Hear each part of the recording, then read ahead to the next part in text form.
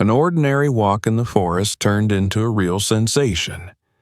A family accidentally stumbled upon an old abandoned bus hidden among the thickets, but the moment they stepped inside, they were left speechless.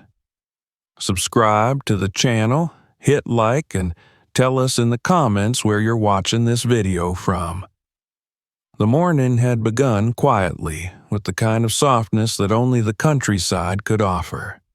Sunlight filtered gently through the half-drawn curtains of a modest house on the edge of the town, and the sound of birds singing beyond the window gave the air a sense of invitation.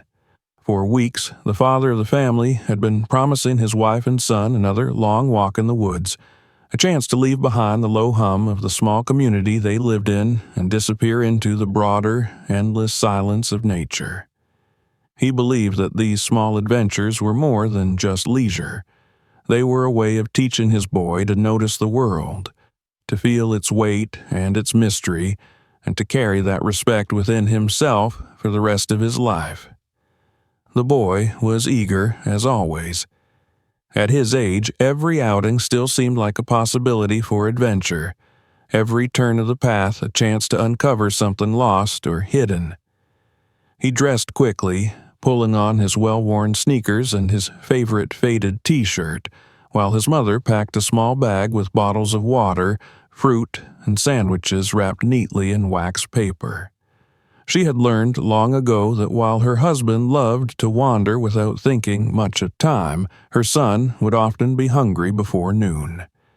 It was her quiet way of balancing their impulses, of making sure that the joy of discovery never tipped into discomfort. When they stepped outside, the air still carried a touch of early chill, though the promise of warmth shimmered across the horizon. The father, tall and solid, walked with a steady pace that carried both confidence and calm. He was the kind of man who felt entirely at ease beneath the canopy of trees, as though the forest itself recognized him. His wife walked close by, her eyes alert to small details, the way the leaves moved, the unevenness of the path, the small gestures of her son as he pointed to everything that caught his attention. She worried more than her husband did, but her love for these outings was genuine, bound to the moments when she could see her family whole, unhurried, and free from the demands of the outside world. The town behind them was unremarkable, small enough that its routines repeated like clockwork. People went to work, children walked to school, neighbors exchanged brief greetings over fences and hedges. It was safe, ordinary, predictable. But for the father, those very qualities had begun to feel stifling, like a curtain drawn too tightly over a window. The woods, however, were never predictable. They shifted with the seasons, with the weather, with time itself. Even a familiar path could feel new if one paid enough attention. He wanted his son to understand that. The living, breathing essence of the world beyond pavement and bricks. The first part of the trail was one they all knew well. The ground was firm but soft with layers of pine needles, and shafts of golden light angled down through the trees. Birds darted between branches, their songs echoing faintly through the canopy. The boy skipped ahead, occasionally crouching down to examine a beetle or pick up a smooth stone, before hurrying back to show his discoveries. His father nodded approvingly, saying little, but each glance carried a kind of encouragement. The mother, though smiling at her son's enthusiasm, reminded him gently not to wander too far ahead. The woods, after all, had a way of drawing people deeper, and she did not want to lose sight of him. As they walked, the air grew denser, filled with the mingled scent of damp earth and wildflowers. The boy took in every detail, the rough bark of the trees, the way moss spread in bright green patches, the way sunlight turned the spider webs into thin strings of silver. His father paused occasionally, pointing to a bird perched high on a branch or identifying the prints of an animal in the soil. These lessons were not formal, but the boy absorbed them eagerly, each fact stitching into his memory like part of a greater tapestry. It was not long before the familiar gave way to the unfamiliar. The trail narrowed, its edges swallowed by tall grasses and thick undergrowth. The canopy above grew heavier, dimming the light and giving the air a cooler, more hushed quality. The sounds of the town were long gone, replaced by the distant call of a woodpecker and the whisper of leaves in the wind. The boy slowed his pace, sensing the shift, though his curiosity remained undimmed. His mother felt it more sharply, the sense of stepping into a space less touched by people, less certain. She looked to her husband, who smiled faintly and pressed her hand reassuringly. For him, this deepening of the woods was precisely the point. The forest changed as they moved further in. Where earlier the ground had been clear, now roots twisted across the path like veins, forcing them to watch their steps. The air grew cooler, carrying with it the faint scent of mushrooms and wet stone. Ferns rose tall along the sides of the trail, their leaves brushing against their legs as they passed. The father's steps remained steady, but he no longer looked only forward. He was attentive now, glancing at landmarks, noting the direction of the sun. He had been in these woods many times before, but he knew better than to underestimate them. The boy, though, was enchanted. He tilted his head back to stare at the towering trees, their trunks so broad it would have taken several people to encircle one with their arms. He whispered questions, sometimes to his mother, sometimes to the air itself, as though the forest might answer him directly. His mother responded softly, though her eyes often darted back the way they had come, making sure the trail had not vanished entirely behind them. She had grown up in a city where streets followed maps and destinations were clear. Here, everything felt untamed, and though it was beautiful, it was also unsettling. The hours passed quietly, marked only by the rhythm of their footsteps and the occasional pause to drink water or share a piece of fruit. When they stopped to rest, the father chose a fallen log, its surface softened by years of moss. They sat together, listening to the hush of the woods, the boy's eyes wide as he studied a squirrel darting up a tree. In these moments, time seemed to expand, stretching gently into something larger than the ticking of a clock. The father thought of how rare such stillness had become in the world beyond the forest. He hoped his son would carry this memory with him, would remember the feel of the earth beneath his shoes and the way the air tasted of pine and rain.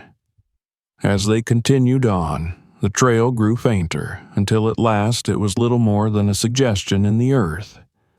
The father slowed, considering whether they should turn back, but the boy's excitement urged him onward. He glanced at his wife, saw the hesitation in her eyes, and gave her another small smile, promising silently that they would not go too far. They would circle back before the light faded. For now, though, he allowed curiosity its due. It was during this stretch, when the forest had grown thickest, that the boy noticed something unusual. He stopped suddenly, his gaze fixed on a rise in the land just ahead. From between the branches, he thought he saw a glimmer of metal, dull and mottled, but undeniably out of place in this sea of green. He squinted, trying to make sense of the shape, his heart quickening with the first touch of mystery. His mother called to him softly, asking why he had stopped, but his attention was fixed. He took a step forward, then another, pointing towards the faint curve of something half hidden beyond the trees. His father followed his gaze, his expression tightening with surprise.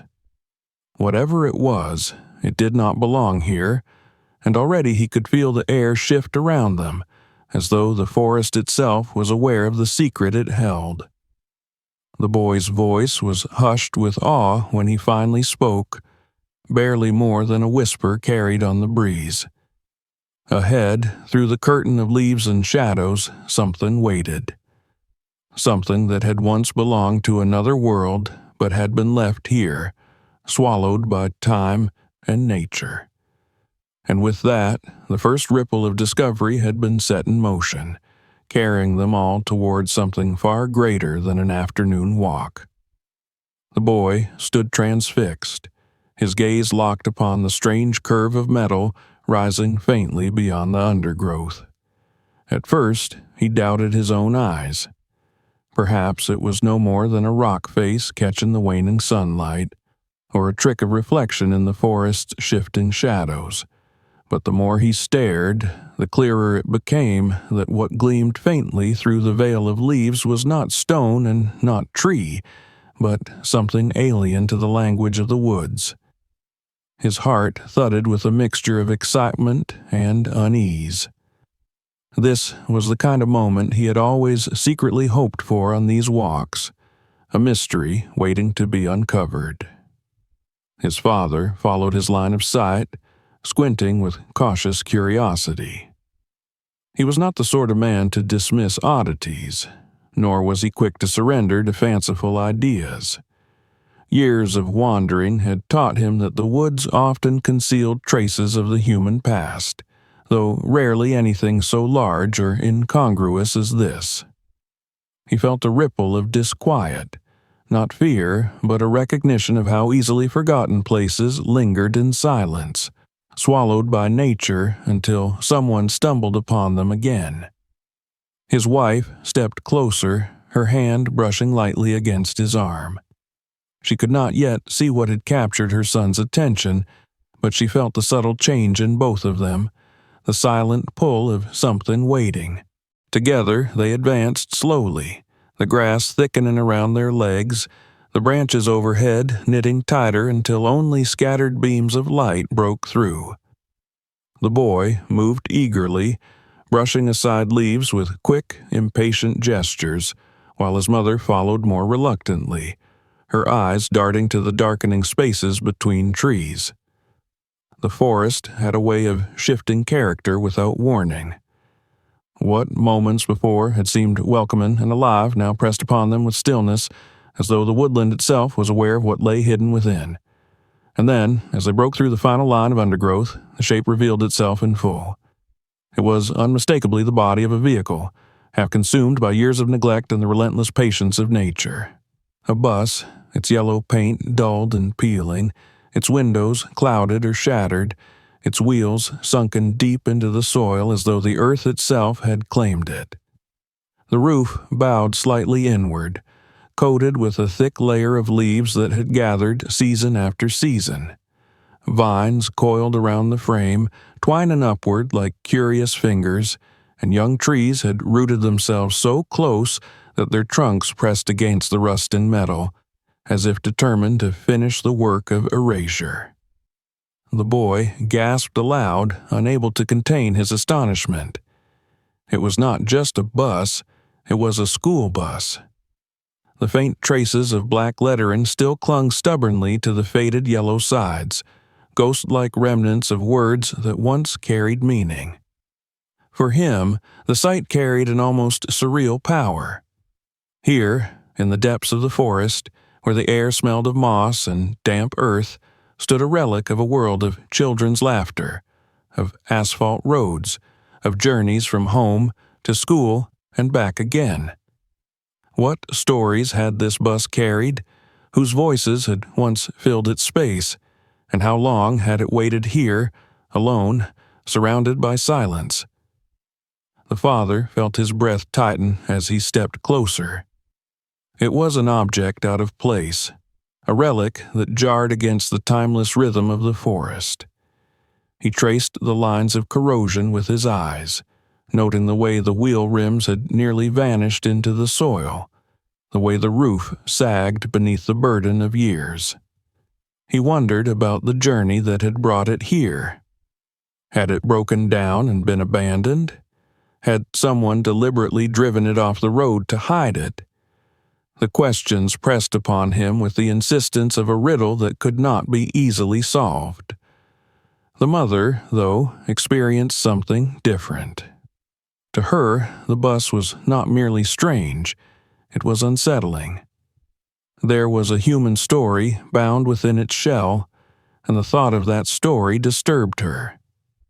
She saw the jagged edges of broken windows, the hollow emptiness inside, the shadows lying thick within its frame, and she shivered. It seemed less a relic and more a monument to something gone wrong, a reminder of absence rather than of presence. She felt a protective instinct flare for her son, who already pressed closer to the structure, eager to peer into its darkened interior. The boy did not share her hesitation. For him, discovery was a flame that burned too brightly to be ignored. He approached the bus, his sneakers crunching softly against fallen leaves, and stretched out a hand to touch the metal. It was rough beneath his fingers, the paint flaking away in dry curls.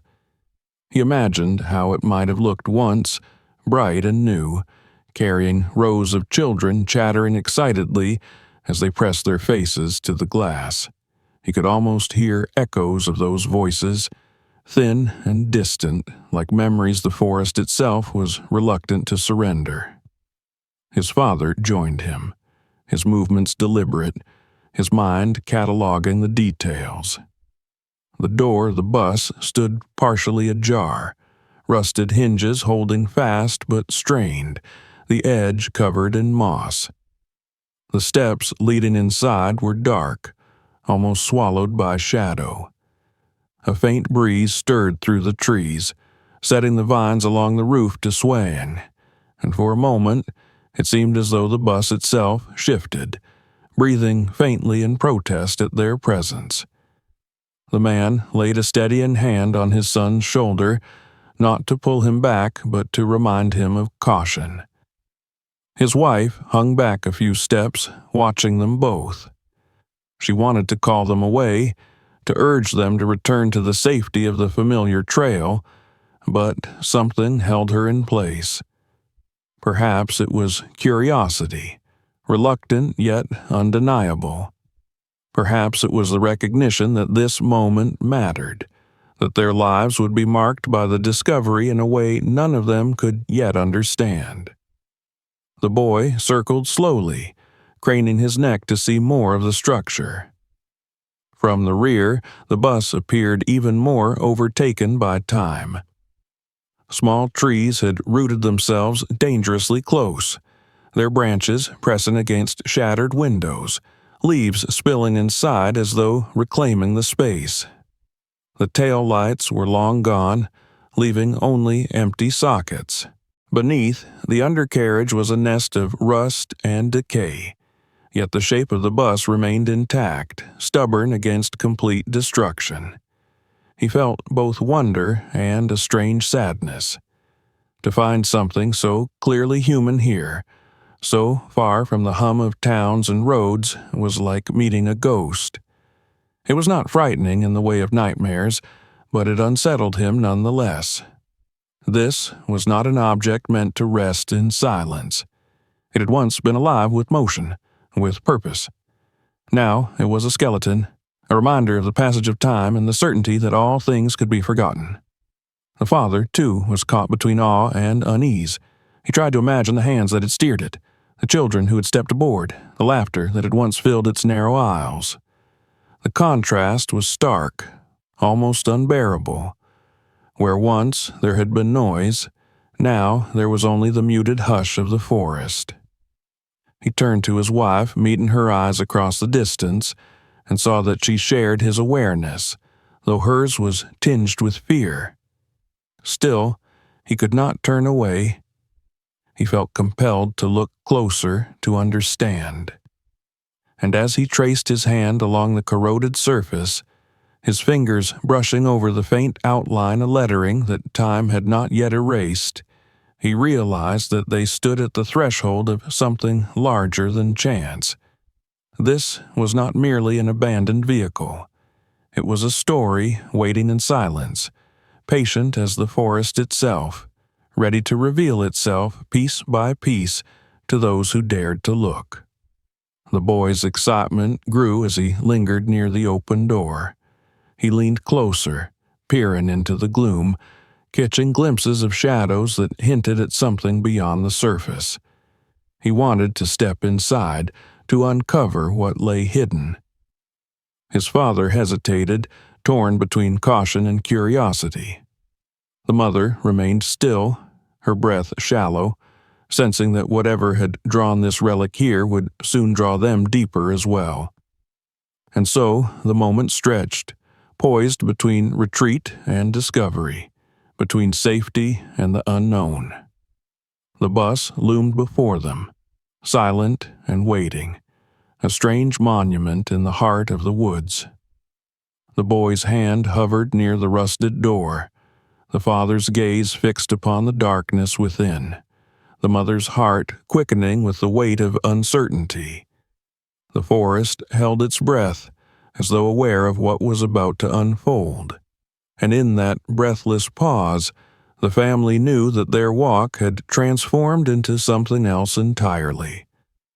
They had come seeking nothing more than quiet and togetherness, but the woods had offered them a secret instead. What lay within that secret was yet to be uncovered, but already its shadow stretched across them, promising that the day would not end as it had begun. The boy's hand lingered near the rusted edge of the half-open door, his breath shallow with expectation.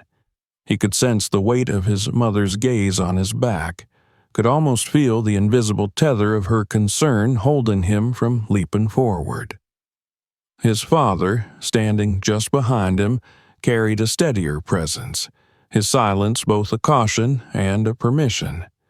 It was as though the three of them stood on the verge of a threshold that was more than physical, as though passing into the bus meant crossing into a story that belonged neither to them nor to the forest, but to something in between. The silence of the woods was deeper here, pressed close against the metal shell as if nature itself wished to guard the secret. Even the occasional whisper of wind seemed muted, hushed in deference to the strange ruin standing among the trees. The boy shifted slightly, pressing his palm against the cool, flaking surface of the door. Rust crumbled under his touch, staining his fingertips with reddish-brown dust. The hinges groaned faintly as he leaned against it, a weary, metallic complaint that sent a shiver up his spine. He hesitated only a moment longer before pushing harder. The door resisted, reluctant to yield after so many years of stillness, then slowly gave way with a long, aching creak. The sound carried strangely in the quiet, startling a bird from a nearby branch, its wings beating in hurried flight as if disturbed by the intrusion. Beyond the doorway, darkness pooled thickly, broken only by slender shafts of light that slipped through fractured windows. Dust motes drifted lazily in the dim glow, spiraling as though caught in an unseen current. The air inside was heavy, tinged with the scent of rust, damp wood, and something older, something that spoke of abandonment. The boy peered into the gloom, his heart racing with anticipation. His father moved beside him, placing a hand lightly on his shoulder, not to hold him back but to steady him, to remind him that excitement and caution must walk together. They stepped inside. The floor sagged faintly under their weight, groaning in protest but holding firm. The boy's sneakers brushed across a layer of dirt and fallen leaves that had blown in through broken windows over the years. He paused, letting his eyes adjust to the dimness, and slowly the shapes within the bus began to take form. Where once rows of seats had stood, there were now remnants of another life entirely. Wooden boards had been fashioned into crude furniture, a small table wedged against the side, a pair of narrow beds set along opposite walls. A curtain, ragged and faded, hung near the middle, dividing the space into sections as though to create the semblance of rooms. The mother remained just outside the threshold, her hand gripping the metal frame of the door. She hesitated, every instinct urging her to call them back, yet curiosity tugged at her as well. Finally, she took a tentative step inside, her movements careful, her eyes darting over the strange arrangement. The bus no longer looked like a vehicle at all, but rather a shelter, a place where someone had once tried to carve out a home in the wilderness. The thought unsettled her, yet it also drew her in, as if the walls themselves were whispering fragments of the lives they had once enclosed. The father advanced slowly, examining the interior with a measured gaze. His fingers brushed over the rough edge of the makeshift table, tracing grooves worn by use. He could picture someone sitting here, perhaps writing, perhaps eating, their solitude broken only by the distant sounds of the forest. Against one wall, he noticed shelves lined with objects that had long since gathered dust. Tin cans carefully stacked, a few glass jars with lids rusted shut, and what might once have been a lantern. The presence of these things was startling not because they existed, but because they spoke of routine, of deliberate effort to live within this shell. This was no random dumping ground, no simple accident of abandonment. It had been chosen, inhabited, and transformed. The boy moved ahead eagerly, his hands brushing over every surface, as if by touching them he could absorb the stories they held. His eyes shone with wonder, reflecting the slanted beams of light that pierced the gloom. He pulled at the curtain and revealed the back section of the bus, where a pair of narrow beds had been constructed from planks and old cushions. One was covered with a blanket so thin it had nearly disintegrated, threads dangling in tatters, while the other lay bare, its surface rough and splintered.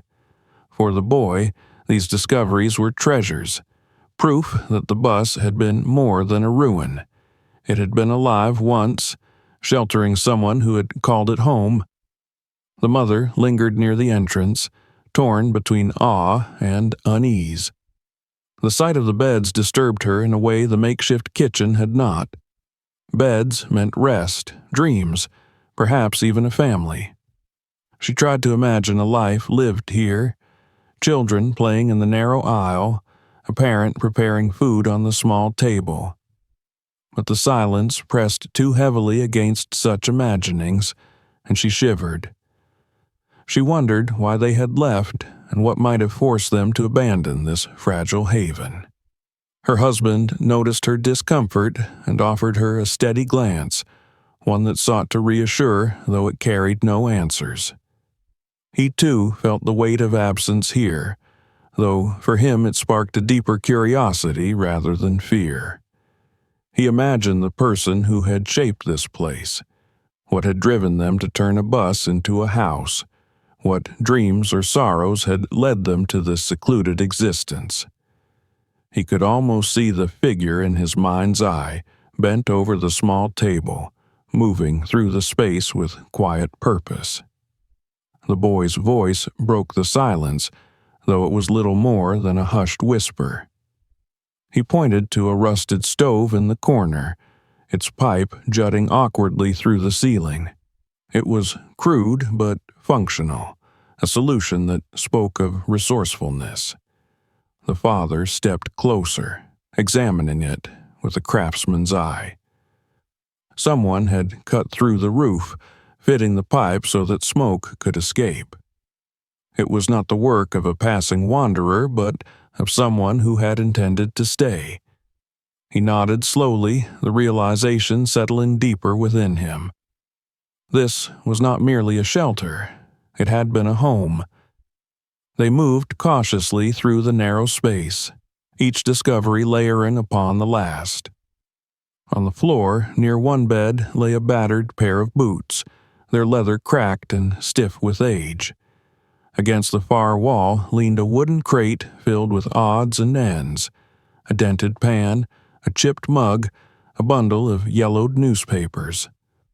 The boy reached for the crate, his fingers brushing the brittle pages, and a puff of dust rose into the air. He coughed lightly, then smiled at the relics as though he had uncovered hidden treasure. His mother, watching him, felt a swell of emotion that was difficult to name. It was not fear, though fear lingered at the edges. It was not sadness alone, though sadness whispered through the air. It was something deeper, a recognition of the fragility of human life and the persistence of memory. The objects were ordinary, almost humble, yet together they formed the shape of a life once lived. She imagined the quiet evenings spent here, the meals eaten in solitude, the small comforts wrestled from the wilderness. And then she thought of the ending, the moment when all of this had been left behind. That thought chilled her, and she wrapped her arms around herself as if to hold back the weight of it. The father bent low to examine the floor, noting where the boards had been replaced or reinforced. His eyes lingered on a patch near the center where the wood seemed different, newer than the rest. He frowned slightly, filing the detail away in his mind. There was something deliberate about it, something that hinted at more than mere repair. But he said nothing for now, letting the discovery rest until the moment was right to explore it further. The boy, oblivious to his father's silent observation, continued his eager exploration. He climbed onto one of the beds, bouncing lightly despite his mother's sharp intake of breath. He pulled at the curtain again, peering through its faded fabric, then darted back to examine the shelves once more. His energy filled the space, transforming the heavy silence into something almost playful, almost alive again. The father watched him with a mixture of pride and concern, knowing that his son's curiosity was both a gift and a danger.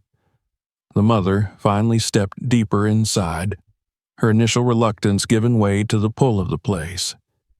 She moved slowly, her fingers trailing along the walls, pausing at the faded marks where something, perhaps pictures or notes, had once been tacked. She imagined them in her mind. Drawings, reminders, scraps of life pinned to the metal walls to make the place feel more human. Her throat tightened as she thought of the person who had lived here, of the effort it must have taken to transform an abandoned bus into a home. She could almost feel the echoes of their presence lingering in the air, and it filled her with both sorrow and respect. Time seemed to shift as they stood within the bus. The forest outside remained, the light filtering through the trees unchanged, yet within these rusting walls another world had opened, a world layered with memories and silence. They moved slowly, reverently, as though afraid to disturb what remained. Each object, each shadow, each trace of life carried a story that lingered just beyond reach, waiting for them to uncover. And though none of them spoke it aloud, they all felt the same truth settling within them. This was not an ordinary discovery. This was something that would mark them, a secret woven into the fabric of the woods, a relic of human resilience and solitude. They had stepped inside not merely a bus but a life, and the weight of that life pressed softly against them, urging them to look deeper, to listen more closely, to wonder at what they had found. The boy leaned against the narrow table, his eyes shining with excitement. His father stood near the stove, his thoughts heavy with unanswered questions. His mother lingered by the beds, her heart aching with the presence of absence. Together, in the dim light of the ruined bus, they stood on the edge of discovery, knowing that the story had only just begun to reveal itself. And somewhere, deep in the silence, beneath the floorboards and the dust, secrets waited patiently, ready to emerge when the time was right. The bus was silent around them, and yet it did not feel empty. The boy still moved about with the restless energy of discovery, but his father and mother had fallen into a quieter rhythm. The longer they remained inside, the more the space seemed to reveal itself, not through sudden surprises, but through subtle hints, as though the layers of a hidden life were slowly peeling back. The father found himself pausing more often, studying details that at first seemed insignificant. The mother felt the air grow heavier with meaning, each object tugging at her thoughts with invisible threads. And the boy, though wide-eyed and eager, began to sense that the place was not just curious, but also deeply human, that every scrap of fabric and every mark on the wall carried weight. It was he who noticed the drawings first. Near the front of the bus, on a panel of faded metal just above where the seats must once have been, faint scraps of color clung stubbornly to the surface. At first, he thought they were stains, patches where rust had not yet claimed victory. But when he moved closer and brushed the dust aside, the shapes became clearer, lines drawn in crayon, smudged and faded but unmistakable. He saw a crooked sun with long rays stretching across the panel, a house with a triangular roof, a stick-figure family holding hands. His breath caught in his throat. These were not the marks of solitude. They were the marks of memory, of someone who had carried the presence of children into this place and pinned their world to the walls. He called softly to his parents, his voice hushed as though speaking too loudly might disturb the fragile images. His mother stepped closer, her hand rising to her mouth as she took in the drawings. She could not stop herself from imagining the child who had made them, sitting cross-legged with a box of crayons, carefully pressing color against the metal walls of an abandoned bus. The thought unsettled her, a tenderness mingled with sorrow pressing into her chest. She touched the edge of the sun with her fingertips, the crayon long since dulled to a faint smear, and felt tears prickle behind her eyes. Father joined them, his expression solemn. He had seen ruins before, places abandoned by time, but this was different. The presence of children changed everything. It suggested not only survival, but also the persistence of family, of someone determined to carry warmth into a place otherwise marked by decay. He studied the drawings carefully, noting how some overlapped with others, how the hand of an adult might have guided a child's effort in certain places. These were not idle marks, but the record of a life that had struggled to preserve meaning even in isolation. The boy moved further down the aisle, following the thread of discovery. In the corner, near one of the beds, he found a cardboard box caved in at one side, and its flaps softened by years of damp air. He bent down, tugged at the edge, and revealed what lay inside. The contents were simple, yet they carried a quiet power. There were toys, a wooden car with its paint chipped away, a ragged doll with one arm missing, a small rubber ball hardened with age. He lifted them one by one, his hands trembling with a reverence he did not fully understand. These were not just things. They were the remnants of a childhood lived in the shadow of rusted walls. His mother knelt beside him, her breath uneven. The sight of the toys pierced her more deeply than the drawings had. There was something unbearably intimate in their presence, something that spoke of laughter that had once filled this space, of small voices now long gone. She could see her own son reflected in them, his boyhood mirrored in the forgotten treasures of another child. The thought of a family here, hidden away in the forest, brought both sorrow and a strange tenderness, She imagined nights spent on the narrow beds, a mother soothing her child, a father keeping watch. The image pressed heavily against her heart until she could barely breathe. The father lingered at the shelves where the dust lay thick upon books that had been carefully stacked. He pulled one free, its cover stiff and curling at the edges. When he opened it, the pages crumbled slightly under his fingers, the ink faded but legible. It was a novel, ordinary enough, yet its presence here felt extraordinary. Someone had carried it into the woods, had turned its pages by the dim light of a lantern, had sought the company of words in a place where silence reigned.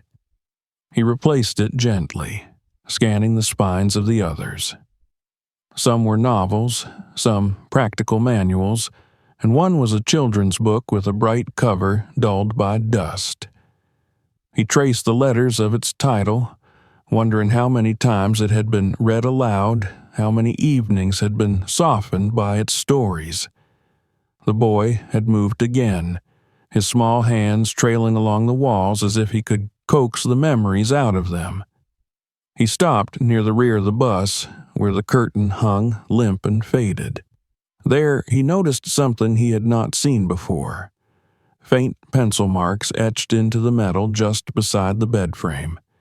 He leaned closer, squinting, and realized they were lines drawn in regular intervals, each one labeled with a date and a number. They were marks of height, the careful recording of a child's growth over time. His heart leapt, and he cried out softly, beckoning his parents. When they came, they too saw it. The father's eyes narrowed, his breath catching as he traced the lines. He recognized the ritual, one practiced in so many homes, the slow recording of years, the celebration of inches gained, of a child growing strong. That such a ritual had been carried out here, in a bus hidden deep within the woods, spoke volumes of the people who had once lived in its shelter. They had not only endured, but also insisted on carrying the rhythms of family life into their exile. It was a detail that cut sharply into the father's imagination, filling him with both admiration and sorrow. The mother could not hold back her tears. She pressed her fingers against the marks, feeling the faint ridges of pencil as though they might speak to her. She thought of her own son, of the wall in their modest home where she had recorded his growth with the same care, each line a testament to time passing. To see it here, in this place, was unbearable in its intimacy.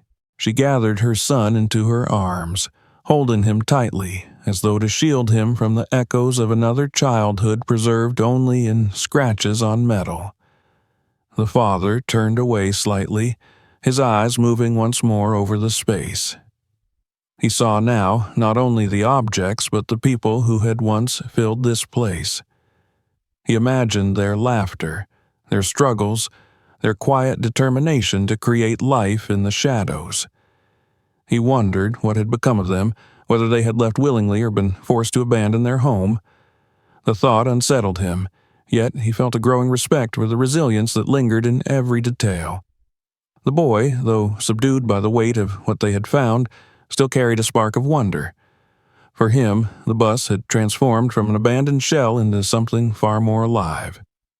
It was not just a ruin, it was a story, a tapestry of lives woven into rust and wood and fabric. He wanted to know more, to uncover every secret it held, to piece together the puzzle of the people who had lived here. His eyes shone with determination as he glanced at his father, silently urging him to keep exploring. The mother sensed the shift in both of them and felt torn.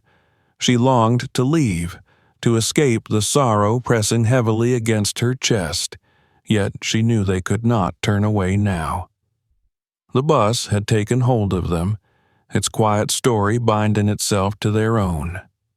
She wiped her eyes and stood, her hand resting on her son's shoulder, her gaze lingering on the marks of growth etched into the wall.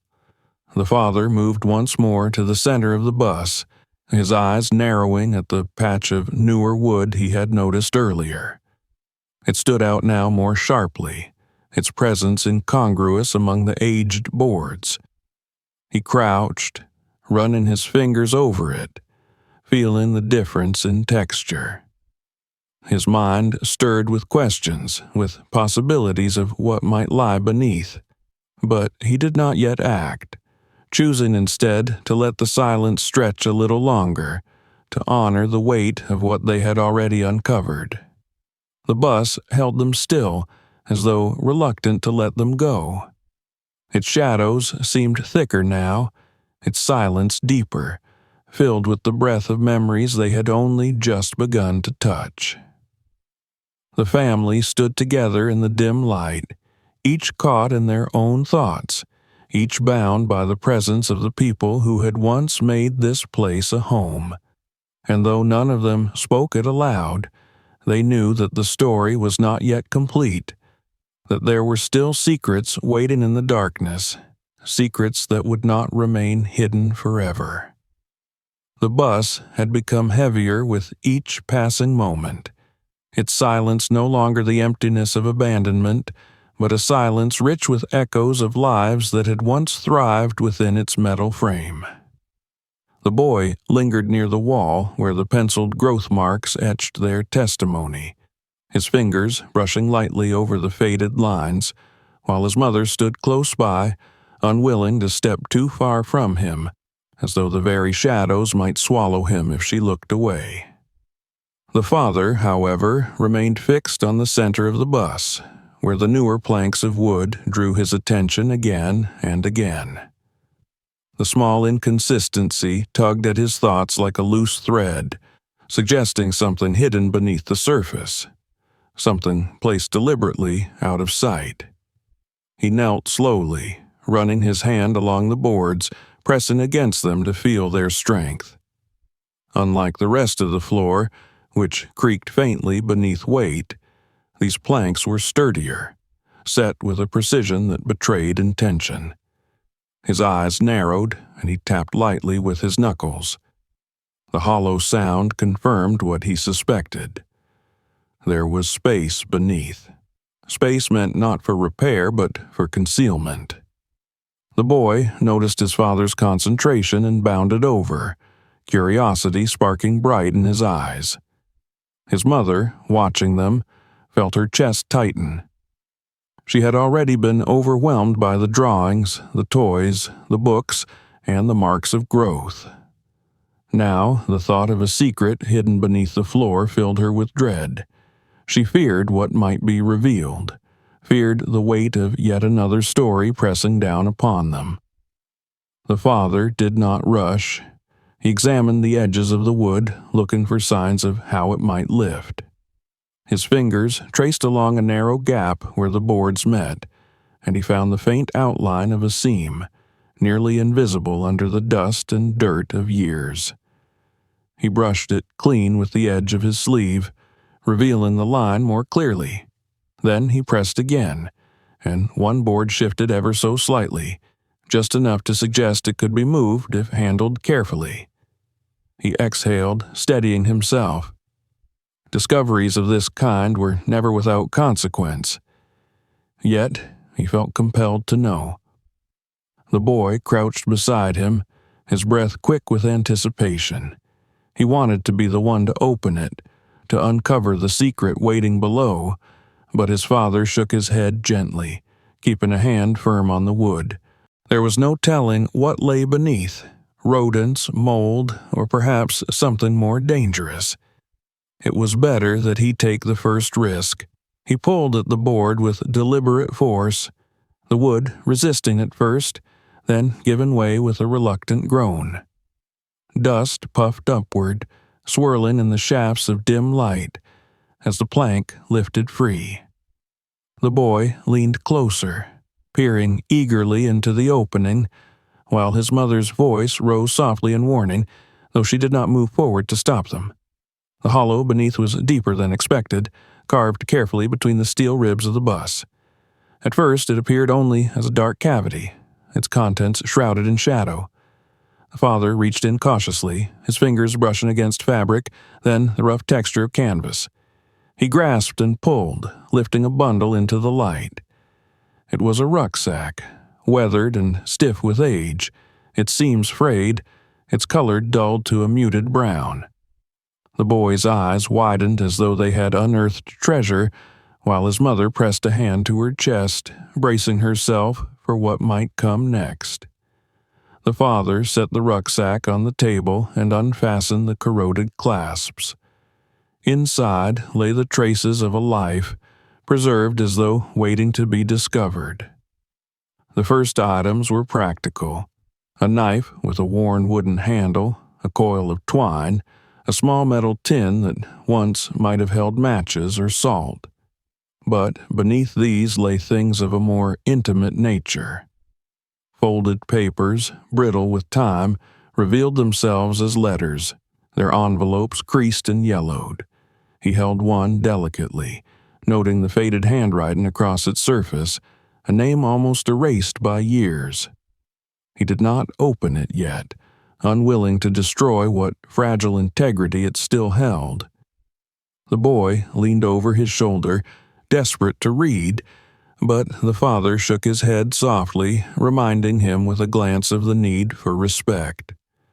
There were photographs as well, tucked carefully inside a cloth pouch. The father drew them out slowly, fanning them across the table. The images were blurred with age, but the shapes were still clear enough to pierce through the haze of time. In one, a man stood with a child perched on his shoulders, both smiling beneath the crooked letters painted across the side of the very bus they now stood within.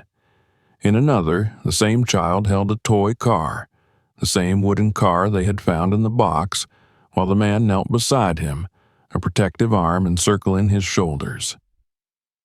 The boy, studying the photographs, now felt an uncanny closeness to the child in the images, as though time had collapsed and the distance between them was only a breath.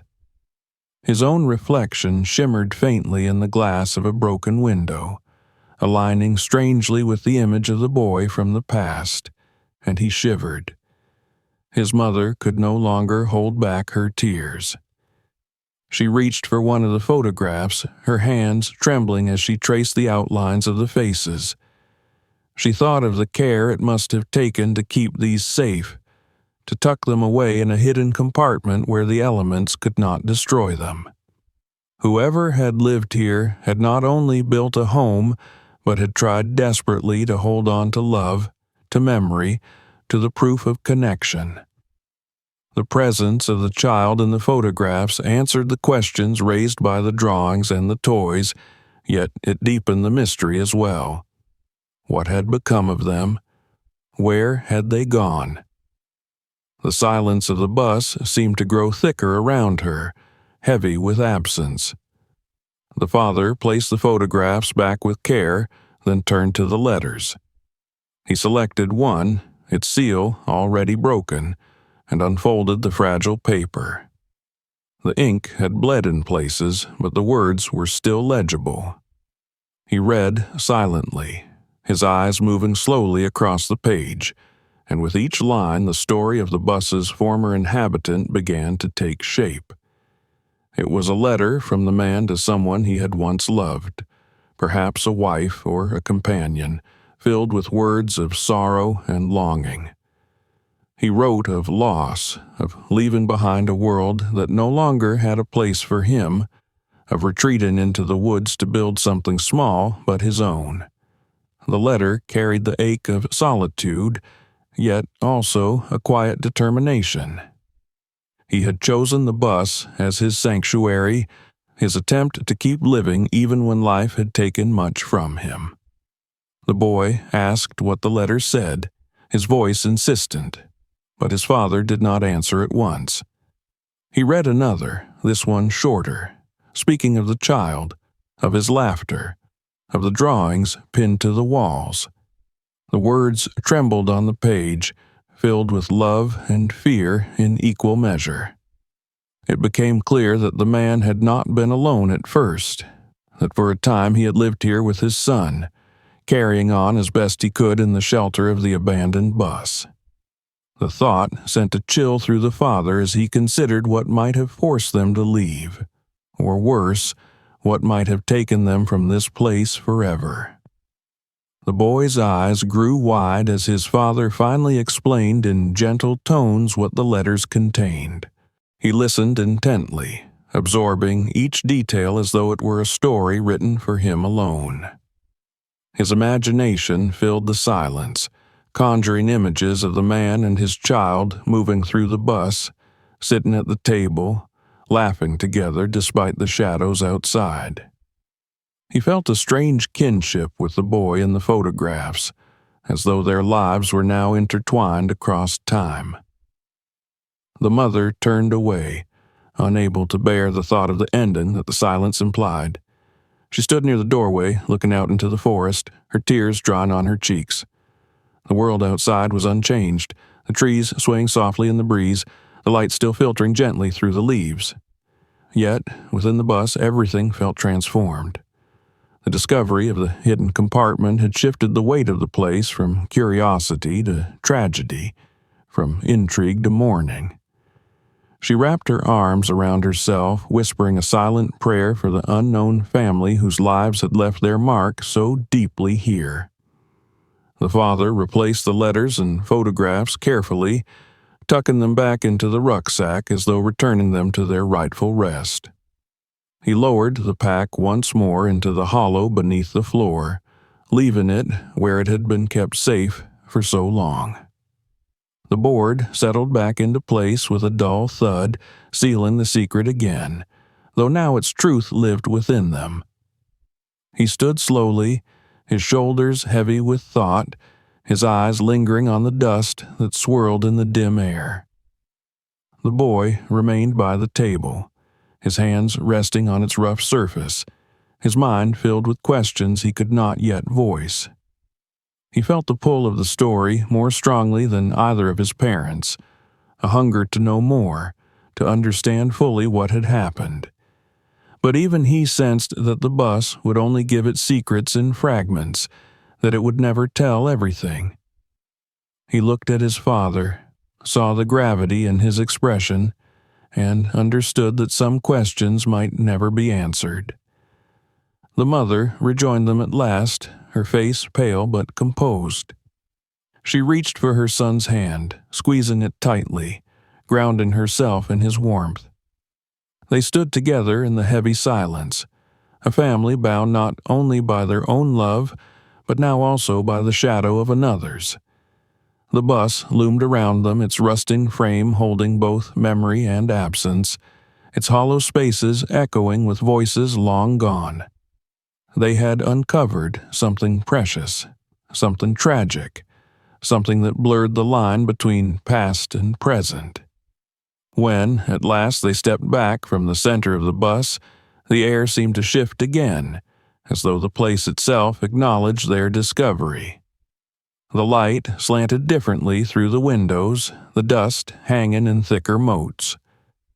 The father led the way, his hand resting lightly on his son's shoulder, his wife close behind. They did not speak as they moved toward the doorway, each lost in thought, each carrying the weight of what they had found. Behind them, beneath the floorboards, the rucksack remained, its contents returned to their silent vigil. The letters, the photographs, the traces of a life once lived waited still in the darkness, hidden yet no longer forgotten. The bus itself seemed to settle back into quiet, its story shared but not yet complete, its mystery still lingering in the shadows. And as the family emerged once more into the embrace of the forest, they knew that they had crossed a boundary they could not easily retreat from. The woods had given them a secret, and, in return, it had bound them to its memory. When they finally stepped out of the bus, the air of the forest seemed different, sharper, as though every leaf and branch had been listening to what they had discovered within the metal shell. The boy blinked against the sudden brightness, raising a hand to shade his eyes, while his mother breathed deeply, trying to clear her chest of the weight that pressed there. The father lingered for a moment on the threshold, his hand resting against the rusted frame of the doorway, reluctant to leave entirely, but knowing that they had uncovered as much as the day would allow. He turned his head for one last glance inside. The shadows seemed to close around the space once more, reclaiming the silence, guarding the secrets that had not yet been revealed. He felt as though the bus had permitted them a glimpse, but only that. The forest seemed unnaturally still as they began to walk away, their footsteps muffled by layers of fallen leaves and moss. The boy turned back often, unwilling to let the bus slip from sight. Each time he did, its shape looked less like a ruin and more like a sentinel, something ancient and watchful, a monument both to memory and to loss. The mother noticed his glances but did not scold him. She too felt the pull, though hers was heavier, tinged with sorrow that she could not shake. Her hand never left his shoulder as they walked, as if to anchor both of them against the strangeness of what they had seen. The father led them onward, retracing the faint path through the trees, his thoughts circling endlessly around the letters and photographs. He could not banish the image of the man and child from his mind, their smiles captured in fading light, their lives suspended in the silence of an old bus. He wondered how long they had lived there, how they had endured the winters, how they had gathered food and water. He thought of the careful drawings on the walls, of the marks of growth carved into the metal, of the toys left behind. These things did not vanish into mystery. They spoke clearly of love, of persistence, of an attempt to create a home against impossible odds. And yet, the silence of the present pressed harder than any answer. By the time they reached the edge of the village, twilight had begun to gather, shadows lengthening across the ground. The boy's energy had dimmed, though his eyes still gleamed with the light of discovery. His mother walked more slowly, her shoulders weary, while the father kept his steady pace until the first rooftops of the settlement came into view. Lanterns flickered to life in windows, casting small pools of warmth against the encroaching dark. The sight was strangely jarring after the hours spent in the forest, where every sound and movement had carried weight. Here, life continued in its ordinary rhythm, unmarked by the secret that still pressed against their hearts. The small inn where they had intended to stay was crowded with travelers, its rooms already full. The family stopped at the threshold, and the innkeeper, a man with graying hair and weathered hands, shook his head apologetically. But when he saw their faces, the father's grave expression, the boy's wide eyes, and the mother's quiet heaviness, his gaze lingered with curiosity. He asked if they had come far, and the father, after a pause, admitted that they had been walking deep in the forest. Something in his voice, low and deliberate, caught the innkeeper's attention. He leaned forward, lowering his tone, and asked if they had seen anything unusual.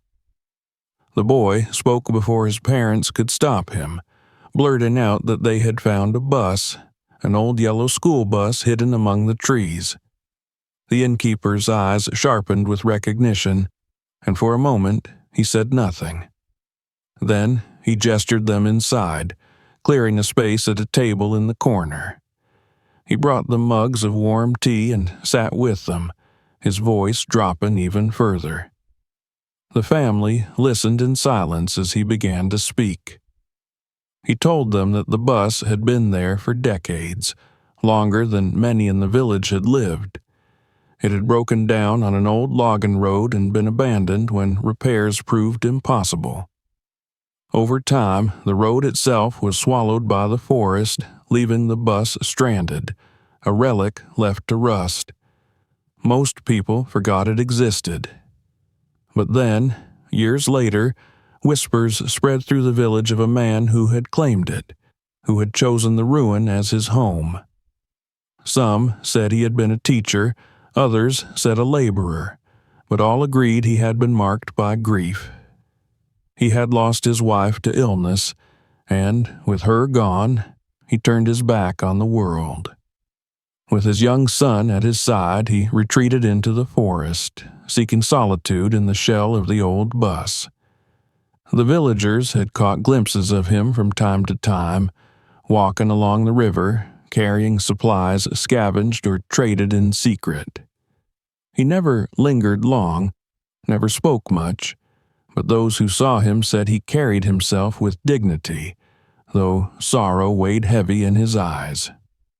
The boy who was with him was quiet, clinging close to his father, but there was no mistaking the bond between them. Together they built a life within the walls of the bus, piecing together comfort from scraps, living on the edge of the wilderness.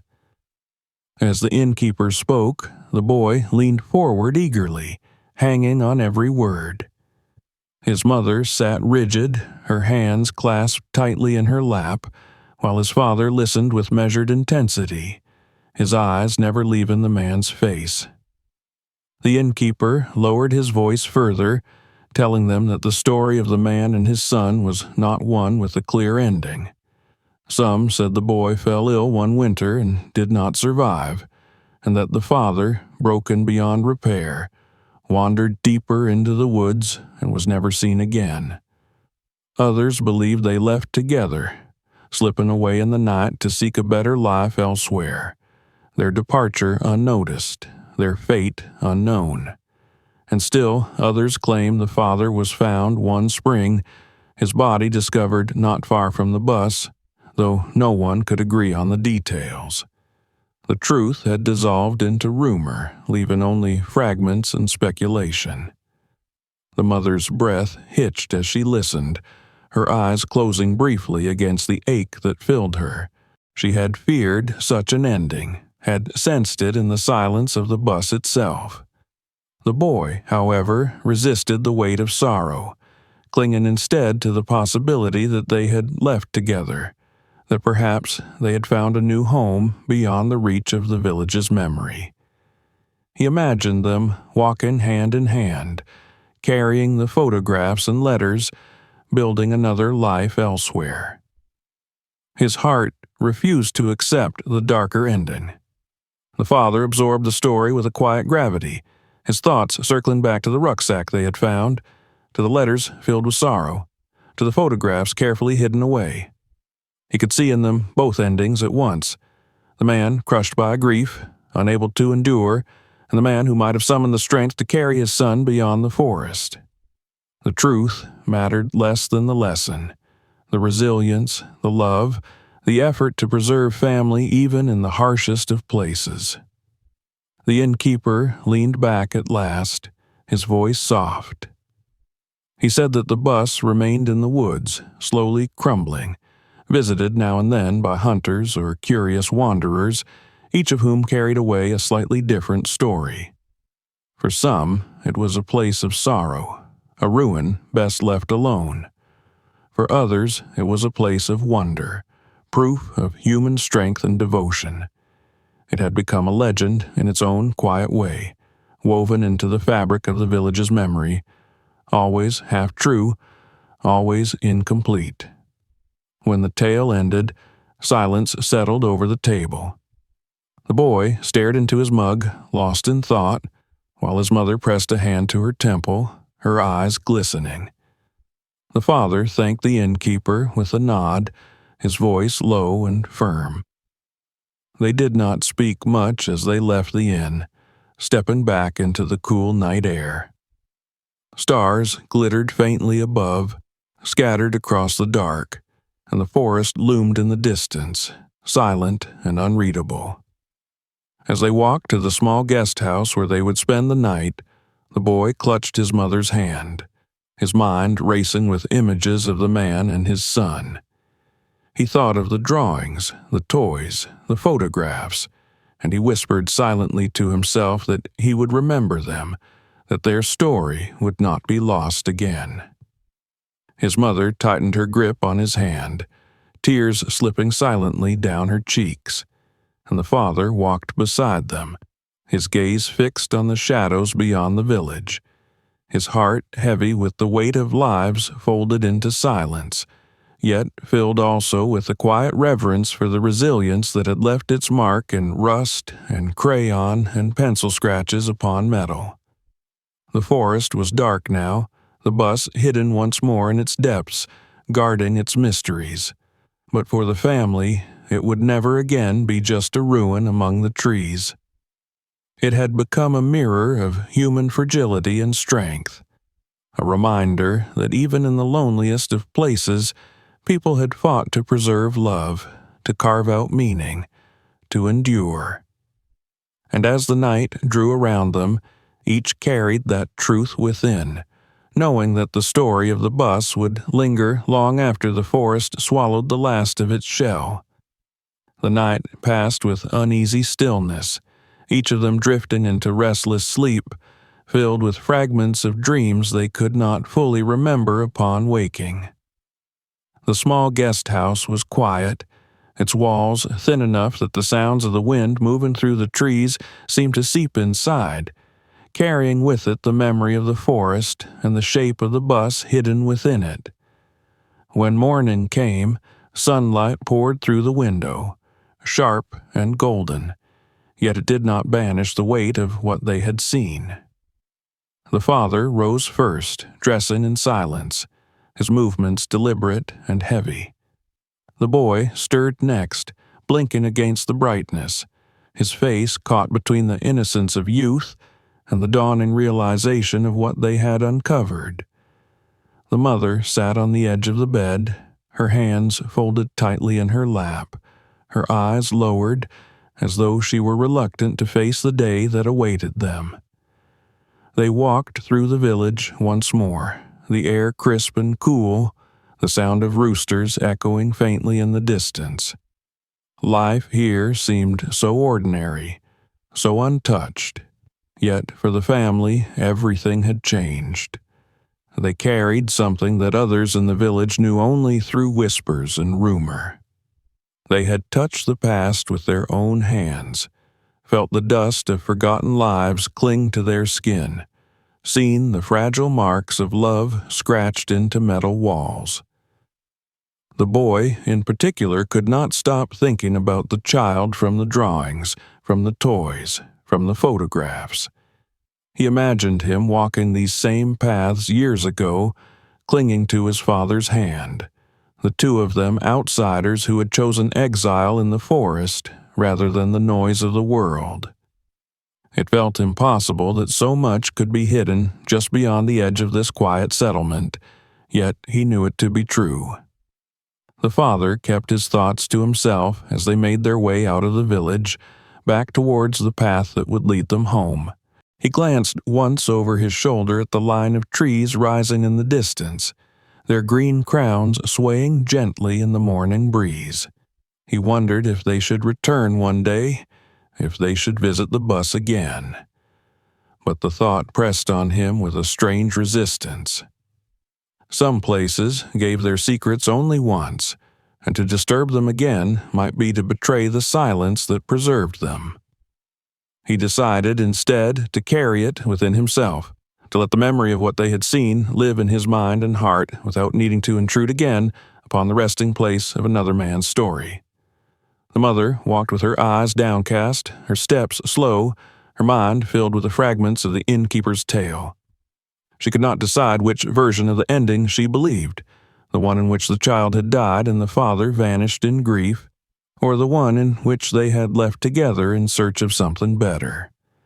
Each possibility carried its own ache, and neither brought peace.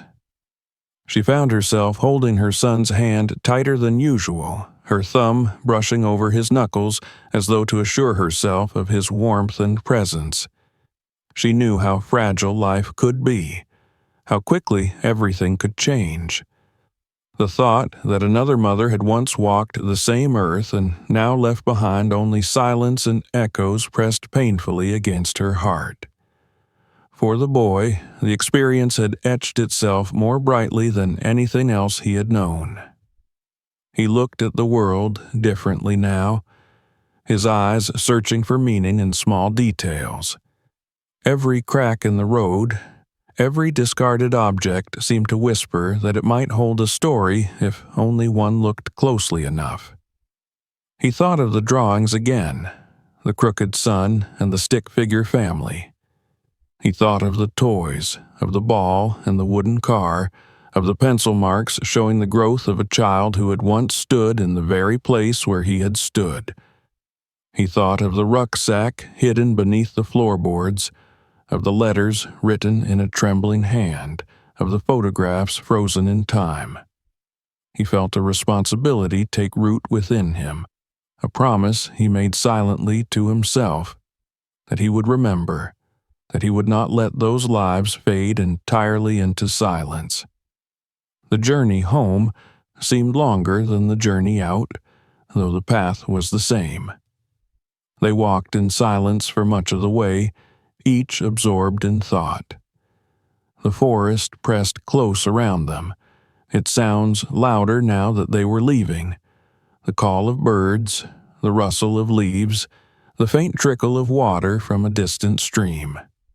The boy glanced back once, though he knew the bus was too far, hidden behind layers of trees and shadows. Still, he imagined it there, standing watch, a monument to resilience and to sorrow, waiting patiently in the depths of the woods. When, at last, they reached their town, the familiar sights seemed both comforting and strange. The streets were quiet, neighbors greeting one another with the ease of routine, children playing in yards, dogs barking lazily at passing carts. Life continued here without knowledge of the secrets lying only a few miles away. The family returned to their modest home, the boy running ahead to push open the door, his mother following more slowly, her eyes scanning the rooms as if to measure the safety of the life they had built. The father stood for a long moment on the threshold before stepping inside, his gaze lingering on the horizon, where the line of the forest met the sky. That evening, as they sat together at the table, the boy asked softly what would happen now. His voice was not fearful, but searching, filled with the kind of questions that no easy answer could satisfy. The father looked at him carefully, choosing his words. He said that sometimes the world gave us stories not to solve, but to remember, that the value was not always in the ending, but in what the story revealed about love, about strength, about endurance. The boy listened intently, nodding slowly, though he did not fully understand. He would in time. His mother said little, though she reached across the table to take her son's hand, holding it firmly in hers. In the days that followed, life returned to its rhythms. The father went back to his work, the mother to her daily tasks, the boy to his school lessons and play. Yet, beneath the surface, nothing was the same. Each carried the memory of the bus within them, a quiet echo that shaped the way they looked at the world. The father found himself more patient, more aware of the fragility of the moments he shared with his family. The mother found herself more protective, her heart tender with the knowledge of how much could be lost. And the boy, though still young, carried a spark of something deeper, an awareness that the world was layered with hidden stories, that every ruin, every forgotten place might hold lives pressed into silence. One evening, the boy took a piece of chalk and drew a line on the wall of their home, marking his own height. His mother smiled faintly through tears as she recognized the gesture, as she remembered the marks etched into the wall of the bus. The father placed his hand gently on the boy's head, steadying him as he drew. They stood together, the three of them, in that small moment, bound not only by their own lives, but by the shadow of another's, carried forward through memory. The bus remained in the forest, swallowed slowly by time, its paint flaking further, its frame sinking deeper into the earth. Vines continued their patient work, trees pressed closer, shadows deepened. Yet, within its walls, the drawings still clung to metal, the toys still rested in their box, the marks of growth still whispered on the panel, and the rucksack still lay hidden beneath the floorboards. The forest guarded it all, holding the story as it had always done, waiting for those who might stumble upon it, waiting to offer its fragments to those willing to see. For the family, the memory of that day never faded. It became part of their own story, shaping their lives in ways subtle and profound. The boy grew with the knowledge that love could endure even in exile, that stories mattered even when their endings were uncertain. His mother carried within her a deeper tenderness, an ache that reminded her of how precious every moment was. His father bore the lesson quietly, a respect for the strength of those who had come before, a reverence for the mysteries that lay hidden in the world. And so the bus, though abandoned, lived on, not only in the forest, not only in rust and ruin, but in the hearts of those who had discovered it. It stood as a reminder that even in forgotten places, life leaves its trace, that even in silence, love speaks. The forest might one day reclaim it fully, might cover it with roots and leaves until no trace remained. But as long as memory endured, as long as stories were told, it would never truly be lost. The boy often thought of it at night, lying awake with the moonlight casting silver patterns on his walls. He would close his eyes and see the crooked sun drawn in crayon, the stick figure family holding hands, the smile of the child in the photograph. And he would whisper his silent promise again, that he would remember, that he would keep their story alive. In that promise, the bus remained not a ruin, but a testament, a bridge between past and present, between sorrow and love, between forgetting and remembrance. And so the forest, the bus, the family, and the story became bound together, inseparable. What had begun as a simple walk in the woods had unfolded into something far greater, something that would live within them for the rest of their days. They had uncovered not just a relic, but a truth, that even the most forgotten places could carry the weight of human hearts, and that to discover them was to be changed forever. If you enjoyed this story, don't forget to hit that subscribe button so you never miss what's coming next. Check out our other videos for even more unbelievable discoveries and mysteries you won't believe are real. And share this video with your friends. Let them experience the shock and wonder for themselves.